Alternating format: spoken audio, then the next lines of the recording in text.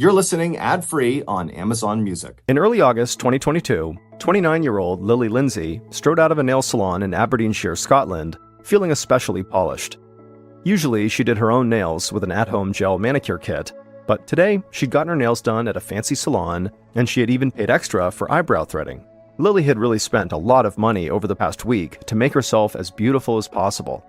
Her best friend's wedding was in 2 days, and Lily really wanted to look absolutely perfect for the photos. To Lily, looking her absolute best was another way of showing her friend how excited she was for her big day. Lily ran through a short mental checklist of everything she still had to get done before the wedding.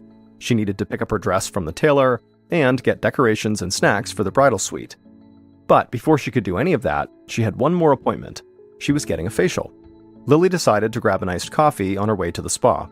She walked a few doors down from the nail salon to a little cafe on the corner. And as she walked in, she caught a glimpse of herself in the store window, and she couldn't help but smile, because she was beautiful and elegant, and so she could barely wait to see how amazing she would look with her full hair done and makeup and her dress on.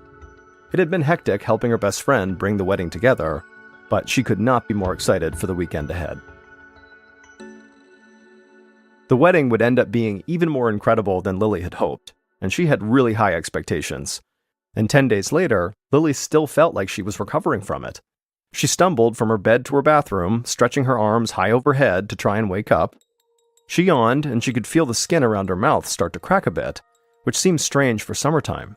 Her skin had not felt this tight and dry since midwinter, when the cold and high winds left her whole face feeling chapped. Lily went to grab her toothbrush, but when she saw herself in the mirror, she stopped. The skin under her eyes was blotchy and red. She leaned in toward the mirror for a better look and traced the outline of the rash with one of her fingers. She'd never had a skin outbreak like this before. Lily opened up her medicine cabinet and looked at the array of skincare products inside. She'd used most of the products for months or even years, but now she wondered if maybe she'd developed an allergic reaction to one of them. So she decided to skip her skincare routine for a few days to see if maybe that would clear up the irritated skin. But Lily's rash didn't get any better. And after 2 weeks of eliminating different face products to see if that helped, she found herself on an examination table at a doctor's office. At this point, she'd stopped using every face serum she owned, but still had not been able to identify what was making her skin break out. In the last few days, her rash had spread across her face and down her neck. The red splotches itched and would sting if she tried to cover them with makeup, so she had to leave the rashes exposed, which made her sort of embarrassed in public. Lily winced as the doctor gently tapped his finger all along her rash. He was being very gentle, but still it burned every time he touched her, almost like salt touching a wound. The doctor stood up and told her not to worry. He'd seen cases like this a dozen times.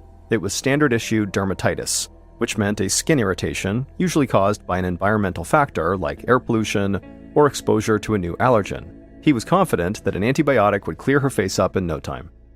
Lily was so relieved. She'd never had particularly sensitive skin, so she was surprised to learn that all of this boiled down to skin irritation, but she was just glad to have a diagnosis and a plan of action.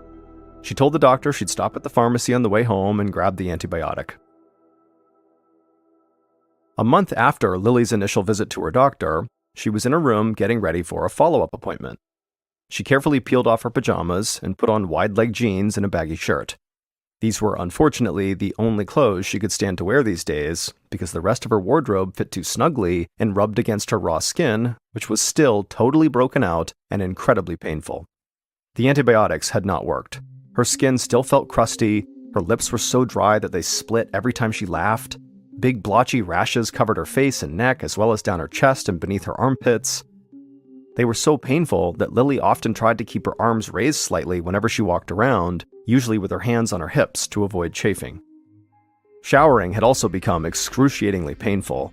She'd started skipping it as much as she could, which made her feel totally dirty. As Lily walked out the door this time, she hoped this appointment would finally lead her to some answers. She didn't know how much more skin irritation she could take. 30 minutes later, Lily parked her car at the doctor's office and made her way across the parking lot, keeping the hood of her jacket over her head to obscure her face. She knew it was superficial, but she still felt embarrassed to let people see all her blotchy and flaky skin. As Lily checked in with the receptionist and headed into an exam room, she tried not to make eye contact with anybody in the office. As she changed into a hospital gown, she thought how repulsed people would be if they saw her undressed. When the doctor finally entered the exam room a few minutes later, his eyes widened a bit, and Lily knew he was shocked by her appearance. He quickly recovered and acted totally professional, but Lily couldn't help feeling totally ashamed as he asked her about the rash and inspected it on different areas of her body.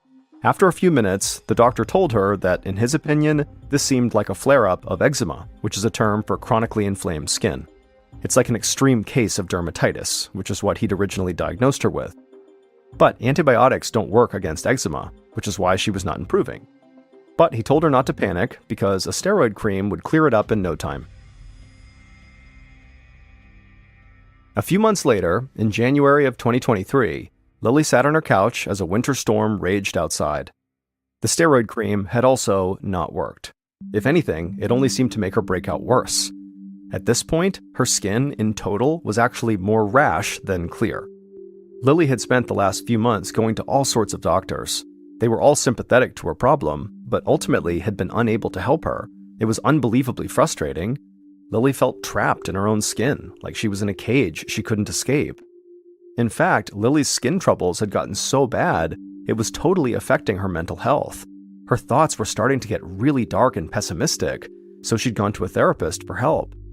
The therapist had prescribed her a low dose of antidepressants, which were helping with some of Lily's racing thoughts and feelings of hopelessness, but they were obviously not a cure for the entire situation she was in. At this point, even if she felt mentally okay, physically she was in so much pain all the time that she couldn't even leave the sofa.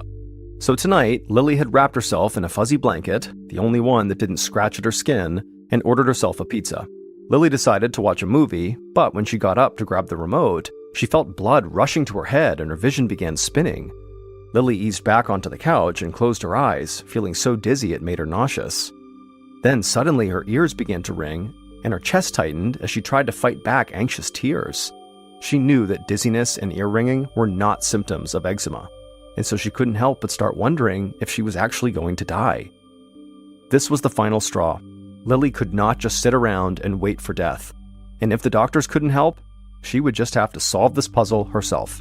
So she slowly got up and very painfully walked over to grab her laptop because now it was time for her to conduct her own research. A few hours later, Lily was crouched over her computer, poring over an article she'd found online. It discussed the symptoms of extreme allergic reactions, and to Lily's surprise, many of her symptoms fit. This entire ordeal really did seem like one big allergic reaction. But Lily still had no idea what she might be allergic to. So she started looking up common allergies, until she found a couple that sounded like hers.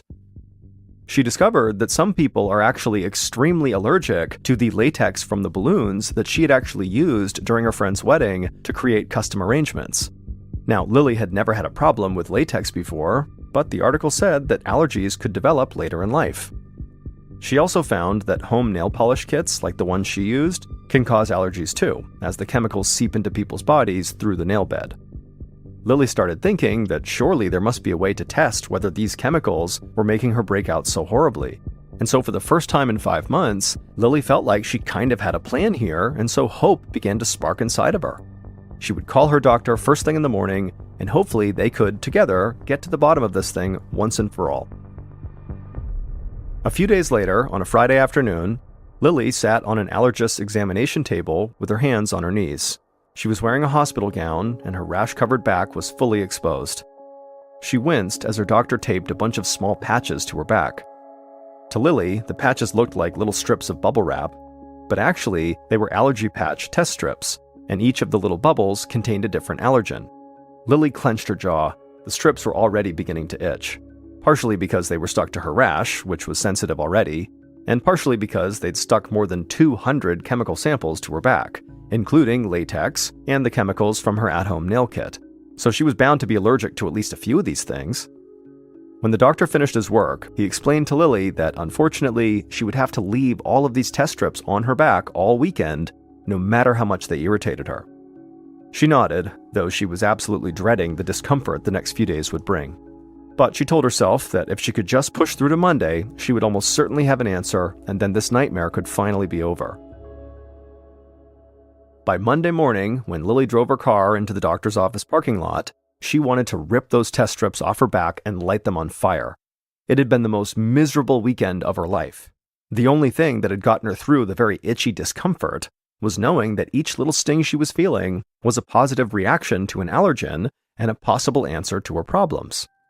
As she strode into the doctor's office, her clothes billowed all around her because she could only wear really baggy clothes, and there were bags under her eyes because she hadn't slept well either, so she was quite the sight.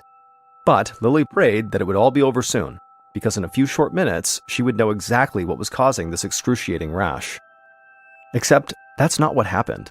Lily's doctor peeled off all the patches and explained that he could only see a few mild allergic reactions, but nothing that could cause a reaction this bad all over her body. Lily couldn't understand. Her symptoms had matched an extreme allergic reaction perfectly, especially to latex or the at-home nail gel. She was so sure she was on the right track, and now she just felt defeated. Lily drove home in a stupor. She felt like her life was now this living hell. She thought back to the previous summer, mad at herself for not appreciating how good her life used to be. She'd give anything to go back to the day of her best friend's wedding and just look like her old self again. She ran her tongue over the veneers she'd gotten for the wedding. Her smile was the only part of her physical appearance that she liked now, but she would give it up in a second to get her old skin back. But just then, a thought hit her like a lightning bolt, and she actually pulled her car over so quickly that the tires screeched.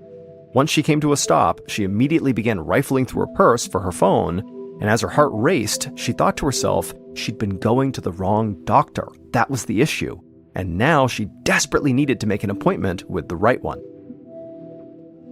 2 days later, Lily sat in her dentist chair. She told him that in her quest to look perfect for her friend's wedding, she suspected that she had accidentally set herself up for months of misery. She was just sure she had discovered the cause of her extreme rash.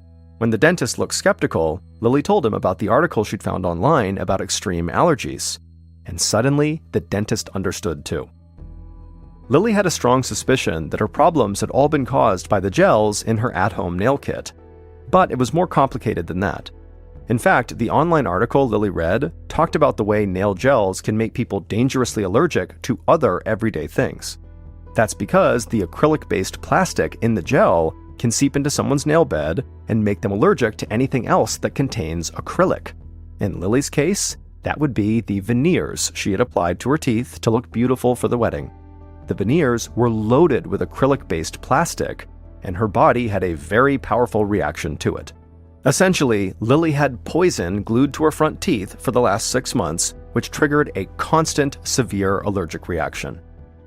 Ultimately, the dentist ground the veneers off of Lily's teeth in April of 2023, and slowly but surely, the rash became less painful.